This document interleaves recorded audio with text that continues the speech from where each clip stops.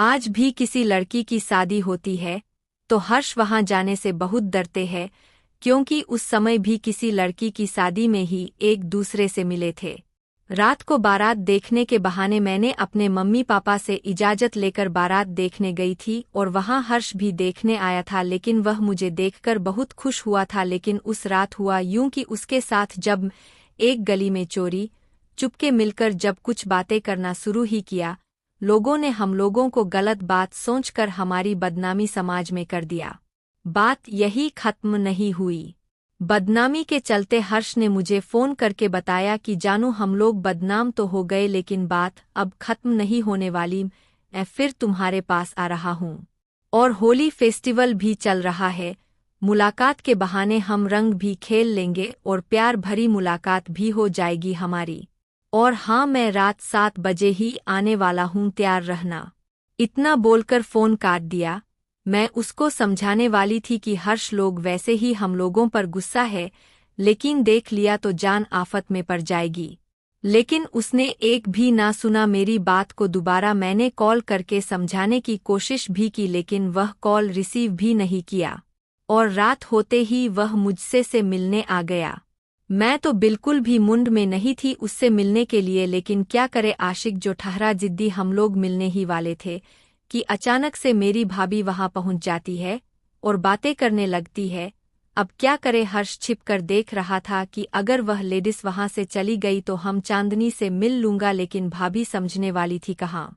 वह तो सोच रही थी कि मैं और चांदनी साथ में ही घर पहुंचेंगे, लेकिन सब कुछ उल्टा ही चल रहा था। जब मैं और मेरी भाभी वहां से जाने लगी तो हर्ष आवाज दे दिया कि चांदनी, क्या तुम जा रही हो? इतना सुनते ही भाभी भी बात को समझ चुकी कि शायद इन लोगों को आपस में मुलाकात का समय हमने खराब कर दिया और वह वहां से जाने लगी।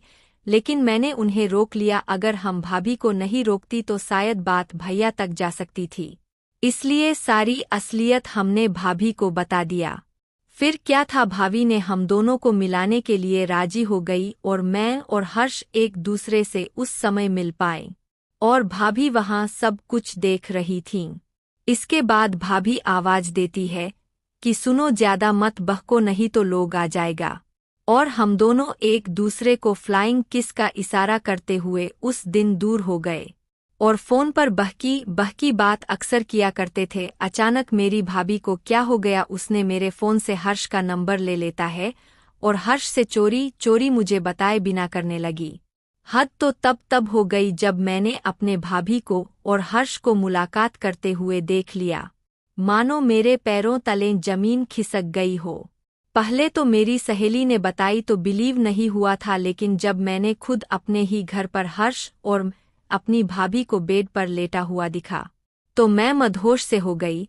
दोनों आपस में संबंध बना रहे थे और एकदम एक दूसरे में खोए हुए थे। उस समय उसके सामने चले जाते तो मेरी खुद की बेइज्जती हो जाती, इसलिए मैंने उसे सब कुछ करने को दिया। और बात मुझे समझ में आ गई कि इसलिए तो हर्ष अक्सर फ़ोन पर व्यस्त रहा करता था और इधर भाभी भी। लेकिन हमको लगा शायद भैया बात करते होंगे, लेकिन माजरा तो कुछ और ही था। फिर मैंने उसे एक दिन कॉल किया। बहुत देर रिंग जाने के बाद हर्ष कॉल रिसीव किया और मुझे डांटने लगा कि मैंने क्या बताया तुमको चांदनी की, आजकल बहुत व्यस्त रहता हूँ लेकिन तुम हो की बात ही नहीं मानती हो। प्लीज मुझे काम करना है, करने दो। इतना सुनते ही मैंने उससे मुलाकात करने के लिए उसको एक ऑफर दे डाली कि हर्ष, आज मुझे मन नहीं लग रहा है, प्लीज आओ और हम लोग संभोग करते हैं। इतना सुनते ही वह बोलता है, ठीक है, बोलो कहाँ मिलना है, मैं आ रहा हूँ।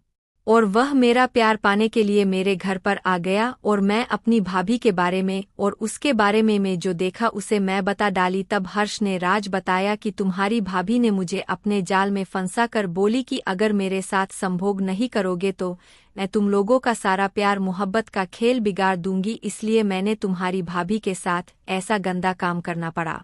और अगर तुम्हारी नज़र में मैं अगर गलत हूं तो कोई बात नहीं, तुम ब्रेकअप कर सकती हो और ऐसी हरकत के लिए मैं तुमसे माफ़ी चाहता हूँ, हो सके तो माफ़ कर देना।